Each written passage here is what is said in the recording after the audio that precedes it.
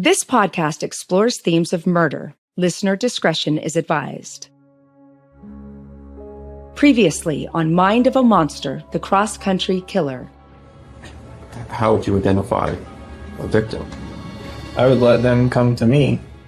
I've had some confessions in my history, but nothing to that detail. The whole thing is just so disturbing and something that you'll never forget. From ID and Arrow Media, I'm criminal psychologist Dr. Michelle Ward, and this is Mind of a Monster, the cross-country killer. Chapter 4, Samantha. So he's driving around planning crimes, psyching himself up to commit them. If there's not a body and not any witnesses, then I probably won't ever even be questioned about it. Israel Keyes is a deadly predator who strikes from the shadows, brutalizes and butchers his victims, and then covers his tracks so efficiently that no one knows he's out there, getting away with it. I don't think he ever wanted people to know about his crimes. I think the power for him was sustaining those two lives and being remembered as a great father and a great construction worker and a great boyfriend and a great son. It's been 6 months since Israel Keyes visited family on the East Coast and took a detour to kidnap and murder Bill and Lorraine Courier. Back in Anchorage, he's Mr. Reliable. His daughter now lives with him in Kimberly, and Keyes Construction has a 5-star rating. After the courier thing in Vermont, it kind of calms me out for a while, and I just went back to Alaska and just worked, for 6 months and everything business as usual. How long could you go in between feeling like you had to sort of do something to get that rush that you've talked about in some of the other interviews? I was always able before to refocus on daily activities, if you will. And sometimes get pretty sidetracked by, whatever was going on, projects or whatever. It always comes back. Did it make it worse living up here where work slowed down in the winter?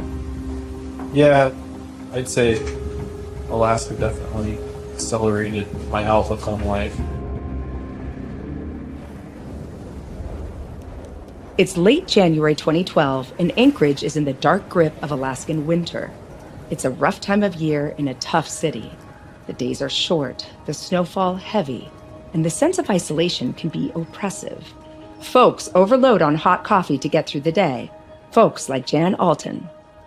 So you came to Alaska from South Carolina. My husband was stationed there in the military, so we moved there in 2010. It must have been a culture shock. Tell me about those winter nights. The only way that I can really describe Alaska at night is getting a snow globe at night and shaking it, and you see all of the fake snow swirling around and it's dark. That's what it felt like at night in Alaska. Wow, that sounds kind of scary. Yes, getting off at work at night is always dangerous. For young women especially, you wouldn't see anybody for miles, and it was just an eerie feeling to know that, if something happened, there's nobody else around to hear you if you scream for help. Jan works in a Lowe's home improvement store near the town of Palmer, about 40 minutes drive inland from Anchorage. It's the sort of job and the sort of place where not a lot happens. But there's one customer Jan remembers, even 13 years later. So I was working one late afternoon, and a gentleman came up to me and approached me at the returns desk, and he had a couple of items that he needed to return to our store. So I happened to look at his credit card, and that's when I learned who he was, and it was Israel Keyes. And I said, "Thank you, Mr. Keyes, come back." And he goes, "I prefer to be called by my first name." And so that's how I got to know Israel. What did he look like? I actually got a lot of grief about this because I always thought Israel was a good-looking man. I mean, he was tall, he had dark curly hair, he had dark eyes, and, I always thought that he had the prettiest skin. And I told one of my coworkers, I said, "He is such a cute guy." And my coworker's like, "Oh, he's weird." I was like, "Yeah, he might be weird, but he's still cute." So he's cute. Did he strike you as odd? He's the type of guy that he might be a little weird, but he was somebody that you would like to have a conversation with, like, because he was always, yes, ma'am, no, ma'am, yes, sir, no, sir, please, thank you. I mean, he was just always so polite. He's kind of like a Jekyll Hyde type. Oh, that's interesting. So you saw some of the Jekyll. Did you see any of the Mr. Hyde? We got a lot of girls that were not comfortable dealing with him. Like, there was one girl, she didn't want him to come through her line.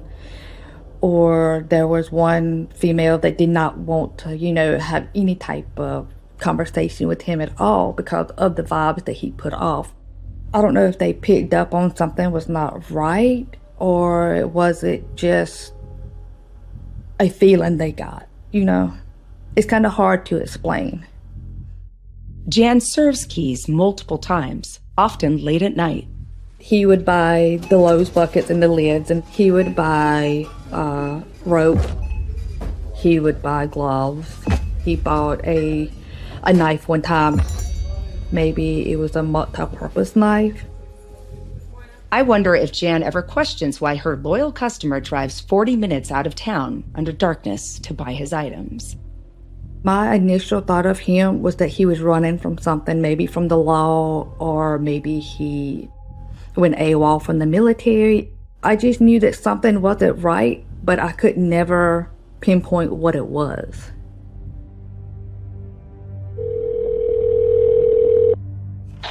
(911), what is the location of the emergency? I am at Common Grounds Espresso. Okay, what's going on over there? I just learned my daughter works at the Common Grounds Espresso. She's been missing since she got off work last night. The voice belongs to James Koenig. It's February 2nd, and last night his daughter, 18-year-old Samantha, was working at the Common Grounds coffee stand. She was supposed to finish her shift at 8 p.m., but when her boyfriend, Dwayne, went to pick her up, the coffee stand was empty. Dwayne and James wait until the morning, hoping Samantha will show up, but she doesn't. Anchorage police conduct an emotional interview with Dwayne outside the Common Grounds. Okay. And I guess it's your girlfriend that works at Common Grounds? Yes, sir. Right? What's her name? Her name's Samantha Koenig. Koenig. Does she go by Sam, or does she go by Samantha, or what she go by? Both. What was Samantha wearing last night? No. She has these fuzzy boots, but they're actually slippers. They go up to about here. I think she was wearing black leggings.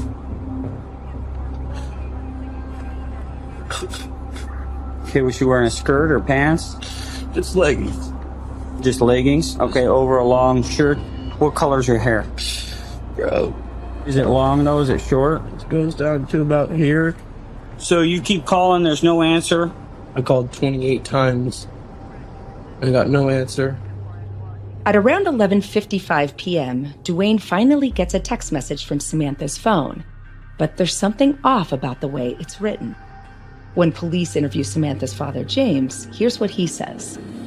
He got a text message on his phone saying, F you, asshole, I know what you did or whatever, and I'm going to stay with some friends for a couple days, let Dad know, and that's not her.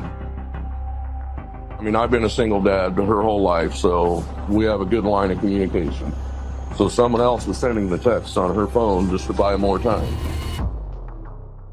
The investigation into Samantha's disappearance falls into the hands of Detective Slavomir Markowitz, head of the Anchorage PD Homicide Unit. She was 18 years old. She didn't come home, she didn't return home after her shift at the Common Ground coffee stand. Her shift was from 1 p.m. to 8 p.m. Her boyfriend came a few minutes after 8 to pick her up. The coffee stand was dark, empty. She wasn't there. Yeah. And she never came back home. The Common Grounds coffee stand has surveillance cameras, so Slavomir's team immediately pulls the footage from last night. Whatever happened to Samantha, the video should offer a clue. So in the video you see Samantha kind of at the end of her shift. Looks like she's doing some cleaning, getting the coffee stand ready to close. At one point, you see that there's someone at the window. You can't really see that person, but it looks like she's taking an order. A normal-looking exchange suddenly takes a sinister turn, and Samantha has her arms in the air. You can see the expression of her on her face changes. Suddenly you see fear in her eyes. You see her arms raised. She steps away, and she soon lays down on the floor. Then suddenly you see a person jumping through the window. It's like a spring. He springs into there. It has to be someone fairly tall and also in good shape, to be able to make it like one jump. Can you see his face? He was wearing a mask over the face with sunglasses. After a few moments, Samantha and the stranger leave the coffee stand together, disappearing into the snowy night. There were a few questions that came from that video. One was, there's an alarm button. Why she didn't press the alarm button? Some detectives thought that somebody that she actually knows. What was your gut reaction?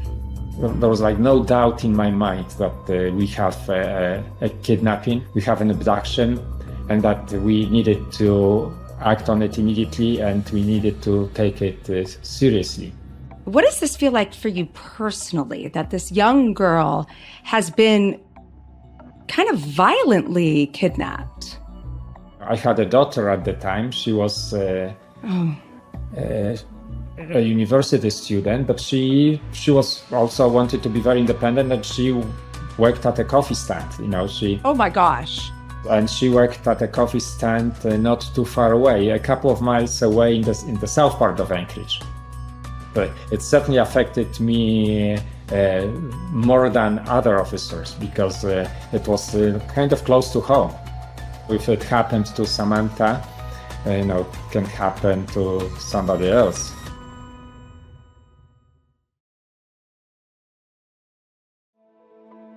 I want some background information on Samantha Koenig, and Jan Alton remembers meeting her.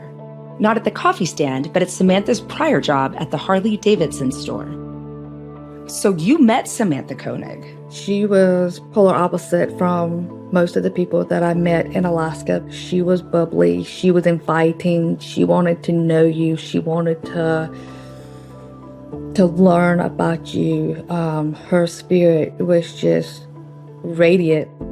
She told me that she wanted to experience life outside of Alaska. I was like, you can. I said, you can go anywhere you want to go. You're young, you're beautiful, you can do whatever your heart desires. Although she still has contact with her mother, Samantha has been raised by her father since she was a little girl.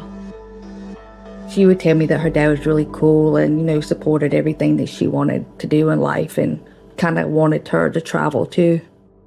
Already, this sounds like a very different crime from the others committed by Israel Keys. Samantha is clearly someone who will be missed. Her disappearance is going to kick up a storm. And for Detective Slavomir Markowitz, finding Samantha is an urgent priority. So you start your investigation, and of course, you have to start at the beginning, which is the people with whom she interacts with daily. Yes, when a person, especially a young female, goes missing, it's normal to investigate relationships, boyfriends, possible boyfriends, family situation, things like that. Tell me about the boyfriend, Dwayne. I think he had been with Samantha for less than a year. They were a young couple. Dwayne lived with Samantha and James Koenig in their residence. At that time, they were actually planning, for Samantha's birthday. So, she was very excited about that. Dwayne is ruled out as a suspect, but he does have some additional information regarding the previous night. I saw someone in her truck 3 o'clock this morning. In her truck? Yes, sir. At home? Yeah. Okay, what did you see there? I opened the door at about 3 o'clock to check if her truck is still there, to see if she came and got it and just left. But Her truck was there, and I went outside, and I was in my slippers and my robe. And I went up to the gate at the house, and when the guy saw me, he was in a black ski mask, wearing all black clothes. It looked like he had gloves on. When Dwayne ran inside to alert Samantha's dad, the mystery man disappeared. But he took Samantha's ID from her truck and an ATM card she shares with Dwayne.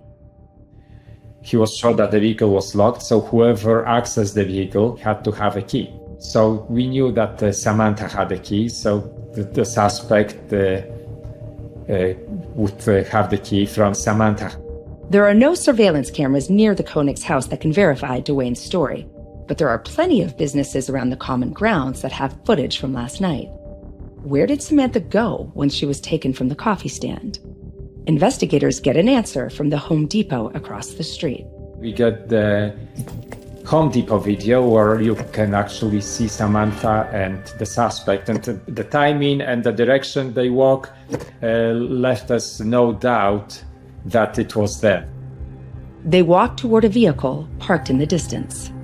You can't get the license plate, but you can get some details of that vehicle. So you have video surveillance of the truck and you have video surveillance of the abductor.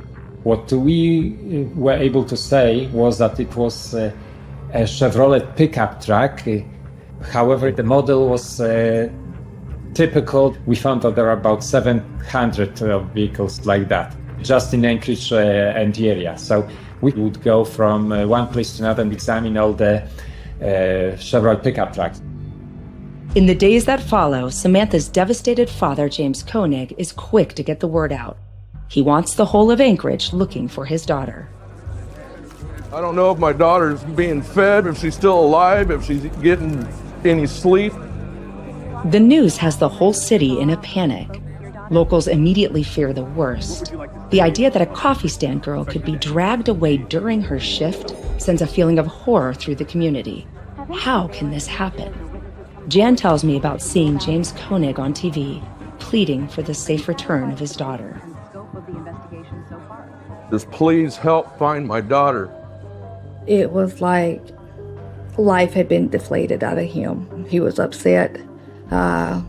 He was just really sad. And, you know, it broke my heart to see him on TV talking about his daughter, pleading for, you know, to her to come home or for her to contact him. It's an awful situation. What were you thinking about Samantha?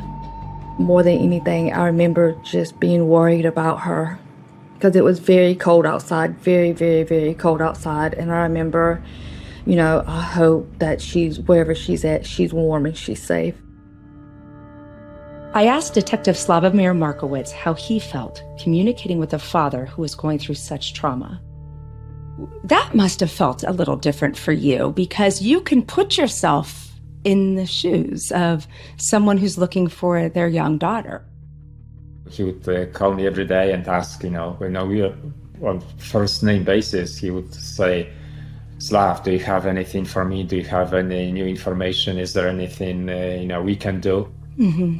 I saw how concerned he was. I thought I understood him, and I saw a very concerned father who was doing everything he could to bring his daughter back, to find his daughter. How did the community respond? A lot of public interest, a lot of people organizing, putting out flyers, raising a fund. It was a case like that I had never seen before in Alaska.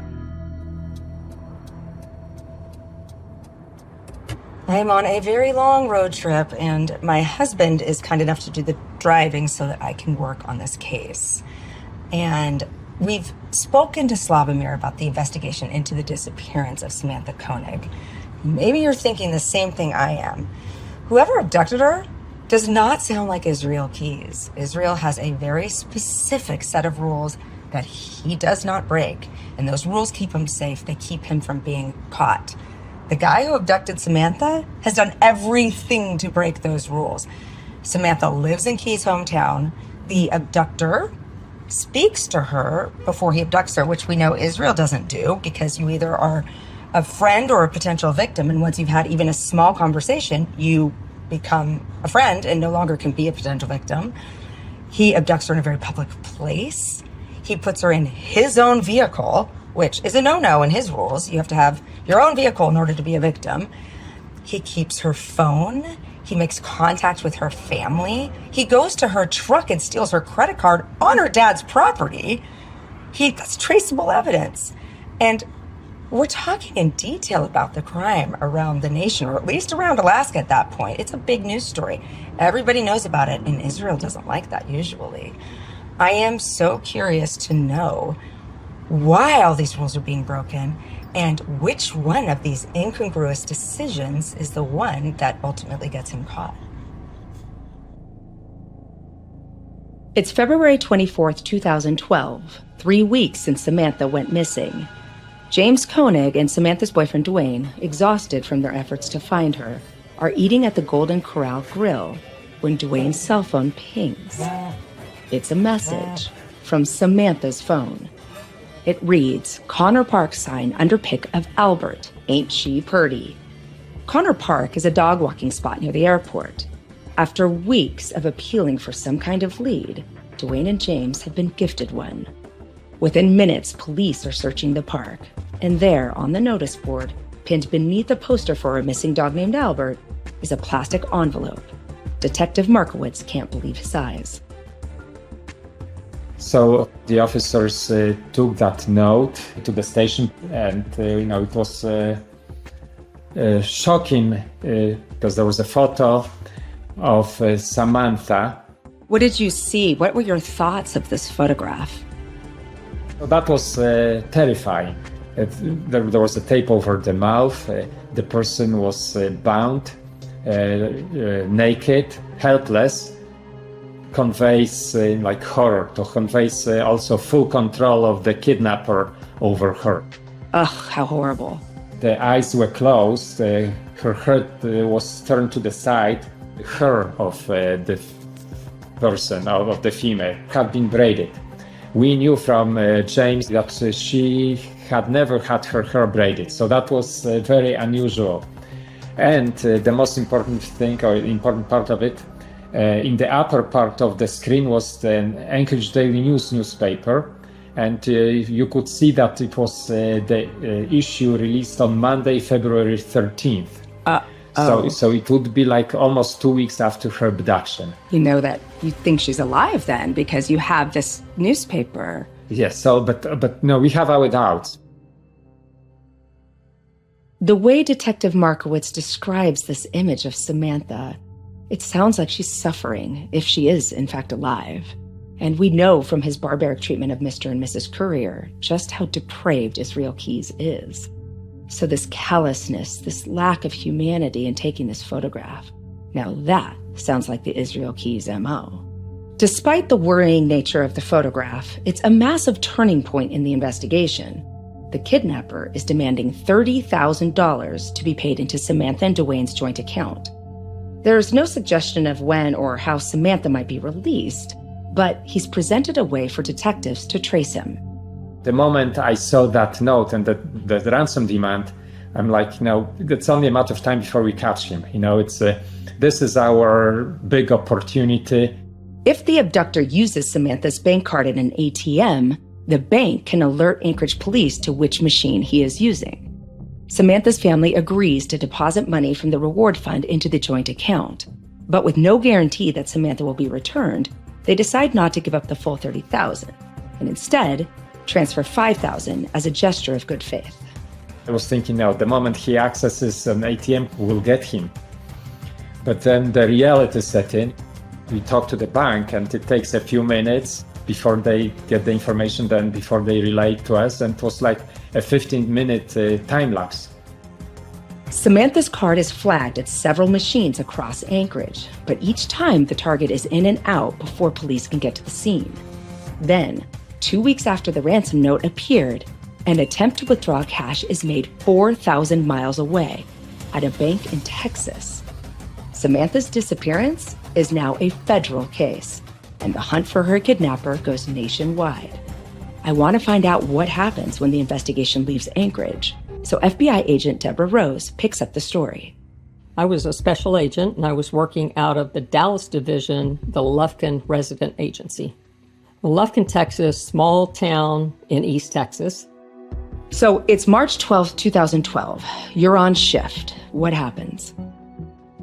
I received a call from a lieutenant with the Texas Rangers, and he asked me, was I aware of the missing person from Anchorage, Alaska?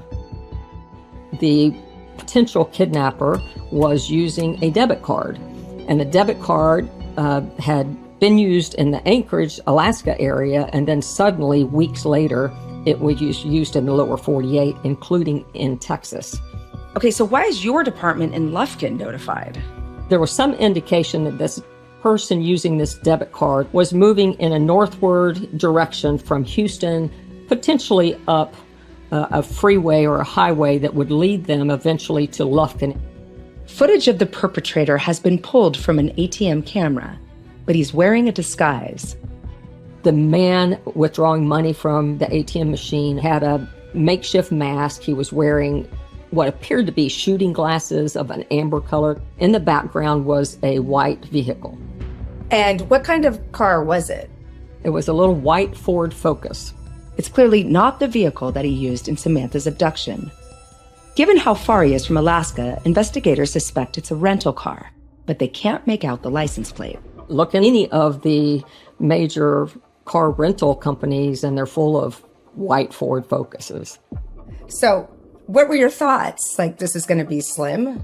Oh, it's a needle in a haystack. It's just a shot in the dark, really. March 13th, 2012. We received a call from a DPS trooper who said as he drove by the Quality Inn in Lufkin, Texas, he looked over and there was a car matching the description of the car we were looking for. There was a white Ford Focus in the parking lot. And did you think you'd hit the jackpot? I have to admit my thought was there's no way, but let's just see. Let's just see who's in this car.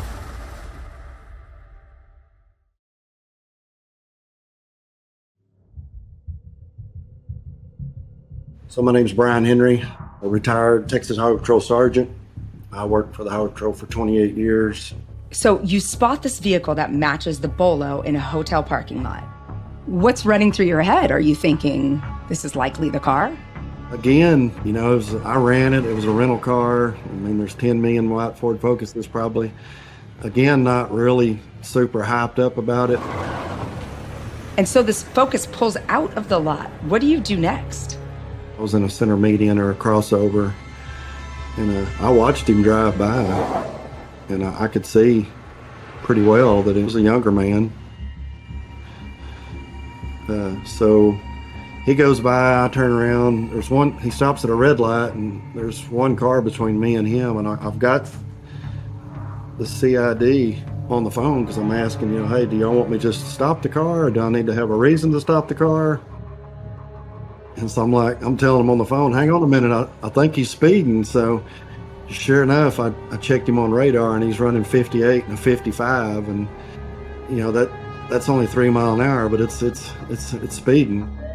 I activate my lights, and he pulled over immediately. So it wasn't a pursuit of any sort. He just he pulled into a local restaurant.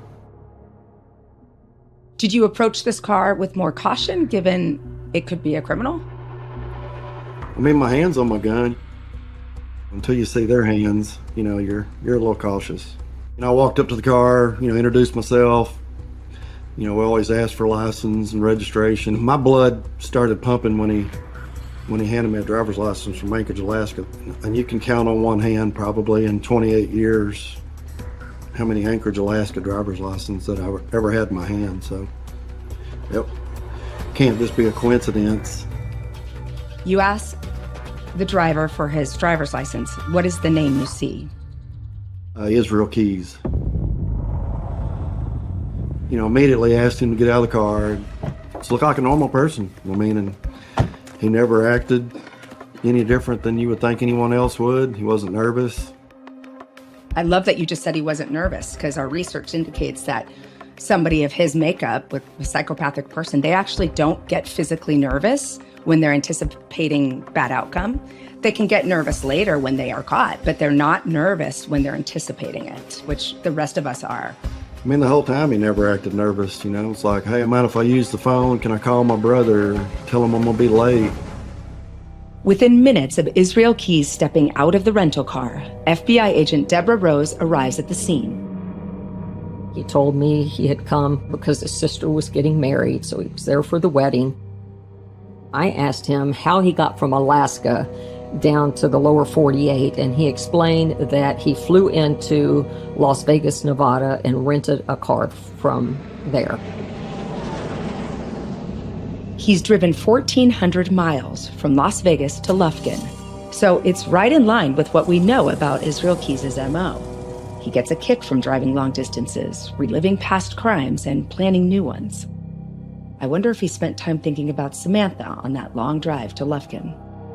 Anything else stand out about his personality? Because you're probably on edge, too, at this point. You're thinking, I might have the kidnapper of Samantha Koenig, and she might be alive.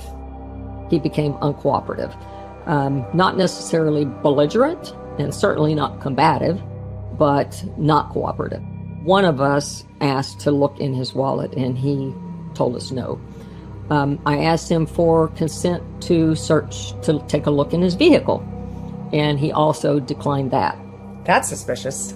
If you get pulled over and you get asked about a missing girl from Alaska, and you know you have nothing to do with it, the average person would say, sure, I've got nothing to hide. Can I take a look in your car? Absolutely. No problem. The average Joe is going to be very cooperative.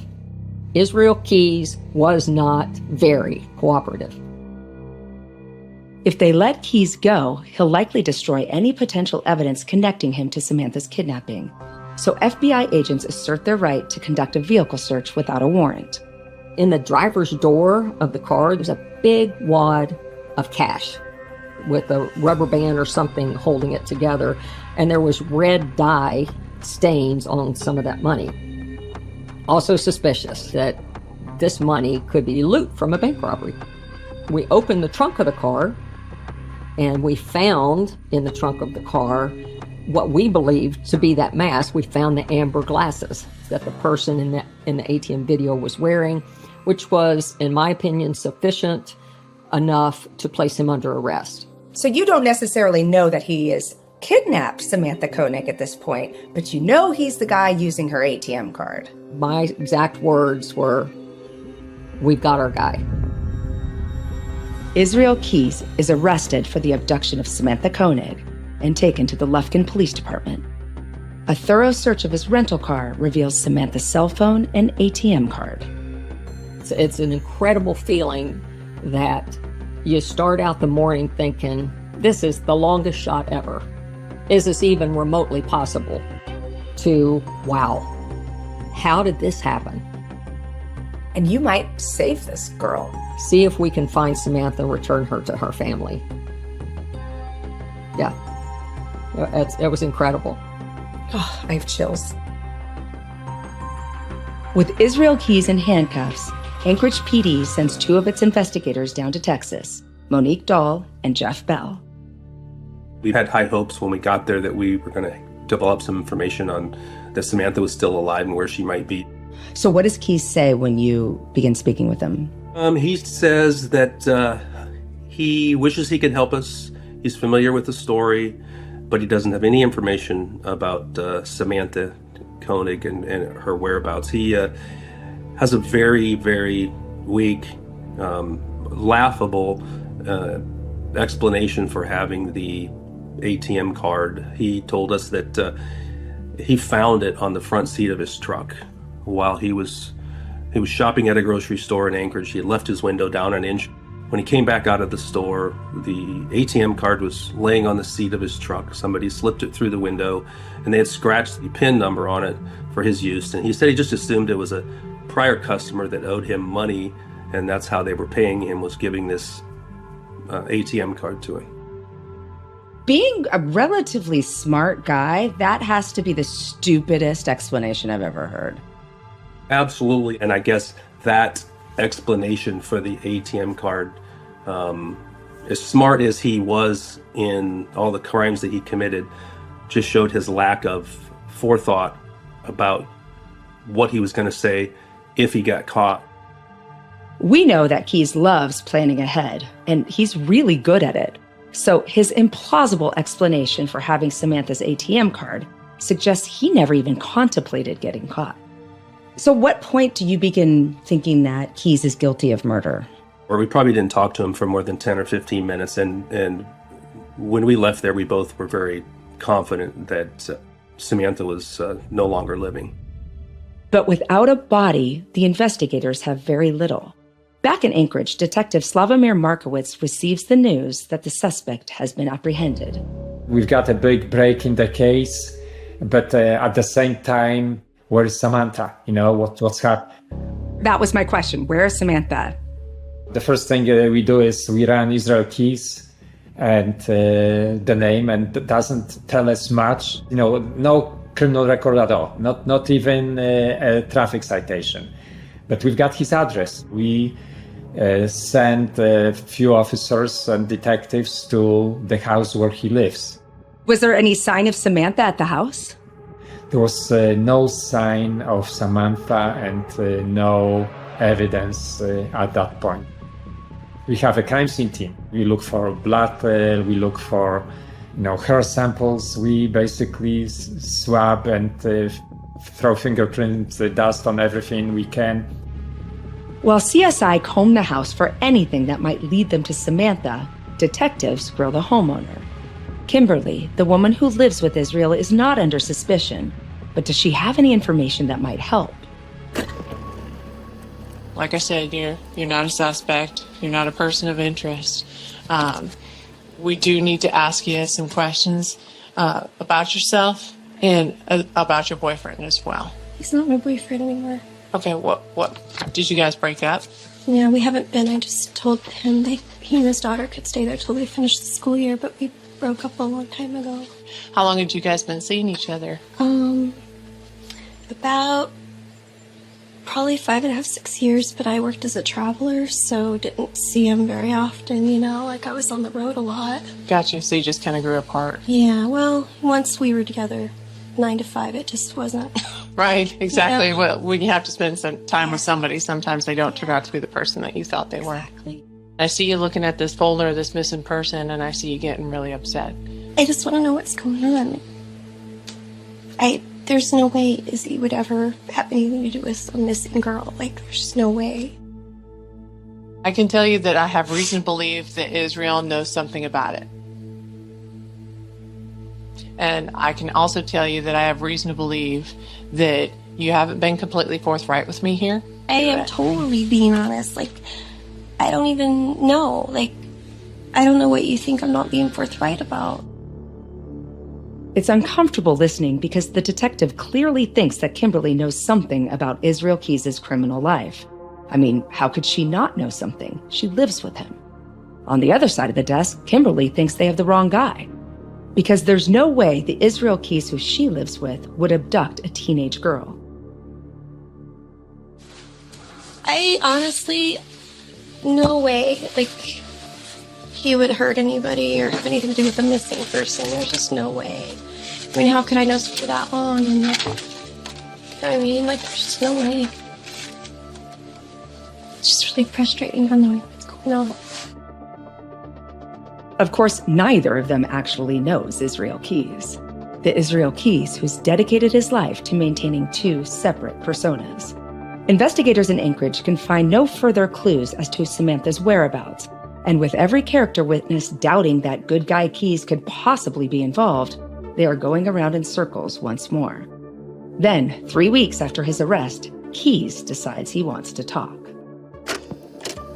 You understand now, I could tell us everything, but the one thing I do need to know before I leave here today is how you killed her. I mean, it doesn't really matter how it happened. I'm saying that, yes, I was responsible. So you were responsible. For her being deceased at this moment, yes. So you killed her. Yes. Even though we expect it, it's still striking to hear how little compassion or emotion Keyes displays when confessing to the murder of an innocent teenager. I'll tell everything you want to know. I'll give it blow by blow if you want. There's so much about this crime that strikes me as inconsistent with the patterns Israel Keyes has established. And he gets caught after ditching his tried and tested methods. So, did his arrogance get the better of him? Or did his urges become uncontrollable? Next time on Mind of a Monster, the cross-country killer. And I got a call from my program manager at Quantico, and he said, I need you in Alaska. I can tell you that nobody in that investigation thought a serial killer had cut her body up and put her in a lake out in the Matsu Valley. If you put together all the clues he's given us about victims, it seems there's more than 12 and probably closer to 25. I know the longer the investigation goes on, you're going to keep finding things. I'm not going to talk about those things unless I'm going to get what I want. Mind of a Monster, the cross-country killer is produced by Arrow Media, a Fremantle company, for ID. I'm your host, Dr. Michelle Ward. You can follow our show wherever you get your podcasts, and we'd love it if you could take a second to leave us a 5-star review on Apple Podcasts.